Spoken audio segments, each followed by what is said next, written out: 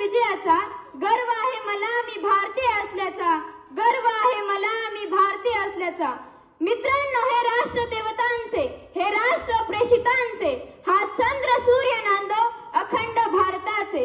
अनेक स्वातंत्र्यवीरांनी झेलल्या गोळ्या नितड्या छातीवर, म्हणून आज आपण स्वाभिमानाने उभे आहोत या भारत देशाच्या मातीवर, म्हणून आज आपण स्वाभिमानाने उभे आहोत भारत देशाच्या मातीवर। सूर्याप्रमाणे तेज दिसणारे व्यासपीठ, चंद्राप्रमाणे शीतल छाया देणारे शिक्षक आणि चांदण्याप्रमाणे चमकणाऱ्या माझ्या देश बांधवांनो, सर्वांना माझा नमस्कार। मी समीक्षा दिनकर बगाटे, इयत्ता 9वीची विद्यार्थिनी। मी तुम्हाला स्वातंत्र्य दिनाबद्दल थोडीशी माहिती सांगते।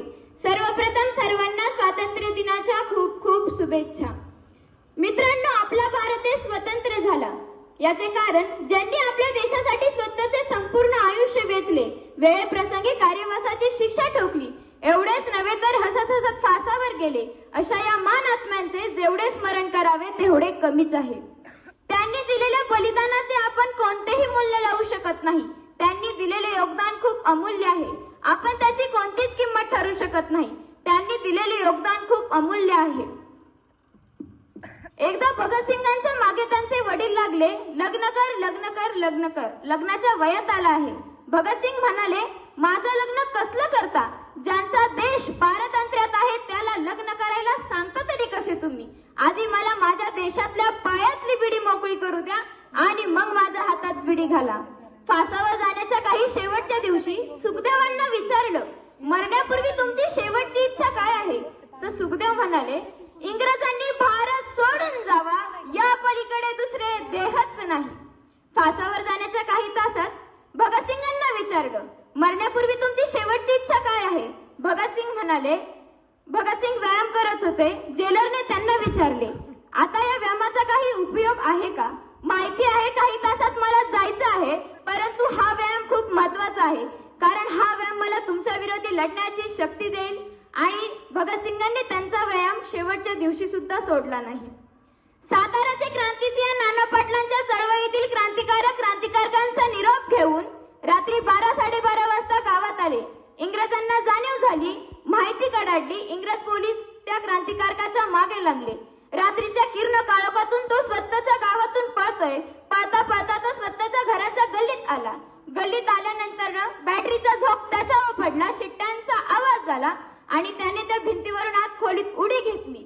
जिथे उडी घेतली तिथे पायाला काहीतरी मांसाहार बिलबिलीत लागलं, पण बघायला वेळ नव्हता। क्षणाचाही विचार न करताना तो अंधारातून गुडूप झाला। काही वेळानंतर शिट्ट्यांचा आवाज मंदावला, बॅटरीचा झोक बाजूला झाला आणि त्याच्या डोक्यात विचार मात्र एकच, मगाशी जिथून उडी घेतली तिथे पायाला काहीतरी मांसाहार बिलबिलीत लागलं। त्याने कसलाच विचार केला नाही आणि तो तिथे गेला। तिथे गेल्यानंतर पाहिलं तर काय, तिथे त्याची तहानी पोर झोपलेली होती। त्याचा पाय त्या पोरीच्या गळ्यावरती पडला होता। हा किचू करायलाही वाव नव्हता, कारण जागेवर संपलेली होती।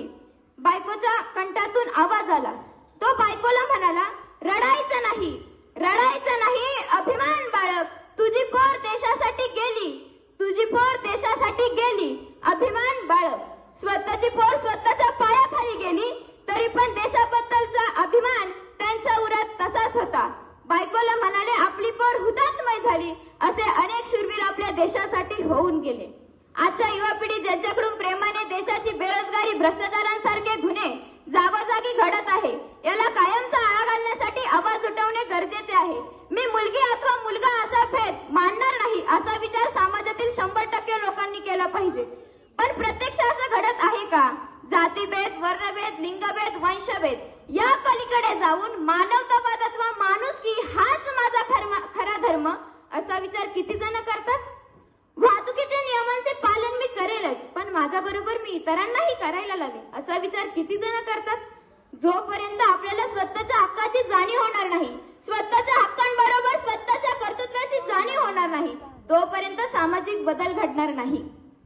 वाहतुकीचे नियम हा सरकारचा वेळ जातो म्हणून गंमत करण्यासाठी किंवा पोलिसांनी पोलिसांसाठीच केला आहे का असा भ्रम न बाळगता रेड सिग्नल लागल्यानंतर वाहन चालक जोपर्यंत थांबत नाही तोपर्यंत अनेक समस्यांचा नायनाट होऊ शकतो आणि आज आपला भारत देश त्यालाच योगदान देतोय असं आपण अजूनही म्हणू शकत नाही।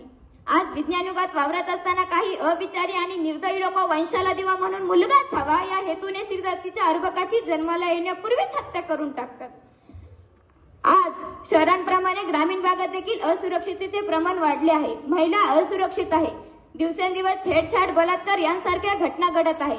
याला अशा कठोर कारवाई होऊन जेलबंद करून कठोर कारवाई होणे गरजेचे आहे असे मला वाटते. या सर्व गोष्टी एकट्याला सोडवता येत नाही, तर यासाठी गरज आहे सर्वांनी एकत्र येण्याची, सर्वांनी एकत्र येऊन संघर्ष करण्याची आणि सर्वांनी एकत्र येऊन या सर्व गोष्टींचा नाश करण्याची. हीच ती वेळ आली आहे लढण्याची. मित्रांनो, मला वाईट तर याच गोष्टीचं वाटतं. आज वाहन चालक कानाला हेडफोन लावून गाडी जोरात चालवतो तेव्हा या धरतीला तुडवतो. या धरतीला तुडवतो तेव्हा याच धरतीचा इंच इंच मिळवण्यासाठी आपल्या पूर्वजांनी कित्येक बलिदान दिले. मला वाईट तर याच गोष्टीचं वाटतं. आज नौजवान त्यांच्या खांद्यावरती जबाबदारी आहे राष्ट्रनिर्मितीची, त्यांच्या खांद्यावरती जबाबदारी आहे समाजाच्या आशा आकांक्षा बांधून ठेवण्याची, आणि तोच मला आज फोनमध्ये डुबलेला आणि झाडूमध्ये वाहत चाललेला दिसून येतोय. मित्रांनो, अशा या परिस्थितीमध्ये राष्ट्रनिर्मितीचं स्वप्न पूर्ण करणं हे कठीण होऊन बसलं आहे. तर आता वेळ आली आहे एखाद्या गरीब मुलाला चांगलं शिक्षण देण्याची, एखाद्या गरीबाच्या झोपडीला चांगलं घर बनवून देण्याची. तेव्हा आपले राष्ट्रनिर्मितीचं स्वप्न पूर्ण होईल. मित्रांनो, फक्त सैनिक भरती होऊन वीर सैनिक होणे म्हणजे देशभक्ती नाही, तर स्वातंत्र्यानंतर याचा अर्थ बदललेला आहे. देशभक्ती म्हणू तर कशाला म्हणू, बेइनामीला बाजूला ठेवून इनामदारीने केलेले प्रत्येक काम म्हणजे देशभक्ती होय. कर्तव्य दक्षतेचे पालन म्हणजे देशभक्ती. मित्रांनो, आपण राष्ट्रनिर्मितीसाठी खूप काही करू शकतो. का बरं नाही आपण एखाद्याला रक्तदान देऊन जीवनदान देऊ शकत? का बरं नाही आपण पर्यावरणामध्ये एखादं झाड लावून संवर्धन करू शकत? का बरं नाही आपण कचरा इकडे तिकडे न टाकता देशाच्या स्वच्छतेसाठी योगदान देऊ शकत? मित्रांनो, मी नाही म्हणतच नाही की आपला देश एक नंबरचा देश आहे, परंतु मित्रांनो, मी अशी नक्कीच म्हणू शकते की आपल्यात जी ताकद आहे, आपल्यात जी शक्ती आहे की आपण एक ना एक दिवस आपल्या देशाला एक नंबरचा देश बनवू शकतो. आज विज्ञान युगात सुद्धा आपण खूप भरारी घेतली आहे. दिवसेंदिवस अनेक प्रयोगांचा शोध लावला आहे. आज आपण चंद्रापासून मंगळापर्यंतचा प्रवास केला आहे. आपल्या नाभिकेमध्ये विश्वास आहे. भारतीय सैनिक जगातील सर्वोत्तम सैन्यांपैकी एक आहे. भारतीय सैनिक देशाचा आत्मा आहे. जाता जाता एवढंच म्हणेल, ना जातीसाठी लढले, ना धर्मासाठी लढले, ना जातीसाठी लढले, ना धर्मासाठी लढले. भारतीय शूरवीर फक्त देशासाठी लढले. भारतीय शूरवीर फक्त देशासाठी लढले. धन्यवाद.